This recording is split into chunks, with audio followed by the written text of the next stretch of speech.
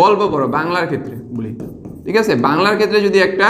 গল্প পড়ো তাহলে কি ওই গল্পটা প্রথম দিন পড়লা, ঠিক আছে, এখন প্রথমবার পড়লা, প্রথমবার পড়লে তুমি কিছু বুঝলা না, এখন তুমি কি করবা, তুমি ওটার পাঠ পরিচিতি বা কই পরিচিতি চলে যাবা, তো ওটা পরেও বুঝলা না যে কি বলছে, তখন কি করবা, ইউটিউবে চলে যাবা, ইউটিউবে এটার মূল ভাব কি সম্পর্কে আলোচনা করছে তুমি জাস্ট দেখলা, তাও বুঝলা না তুমি, তুমি যদি ওই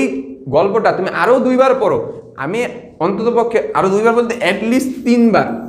তুমি যদি গল্পটা অ্যাটলিস্ট 3বার পড়ো, ওই গল্পটা সম্পর্কে তোমার একটা আইডিয়া, একটা ধারণা, একটা মানে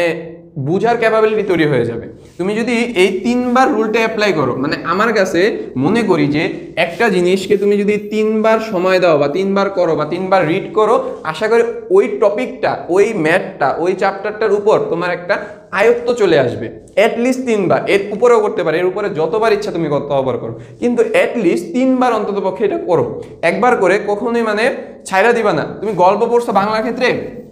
তুমি একবার পড়ছো, ওই গল্পটা বুঝতেছো না কি বলছে গল্পে সম্পূর্ণ, মানে গল্পে কি বলছে তুমি বুঝতেছো না, তুমি কি করলা, গল্পটা স্কিপ করে পরের গল্পে চলে গেলা, কিন্তু পরের গল্পে একবার পরে বুঝে গেলা, ওইটা তোমার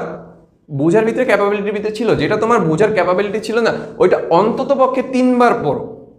3বার না পারলে 4বার পড়ো। তুমি ওই গল্পটা যদি ইম্পর্টেন্ট হয়ে থাকে তুমি অ্যাটলিস্ট 3বার পড়ো, বা ওই ম্যাথটা যদি ইম্পর্টেন্ট হয়ে থাকে অ্যাটলিস্ট 3বার করো, আশা করি ওই ম্যাথটা তোমার কঠিন লাগবে না।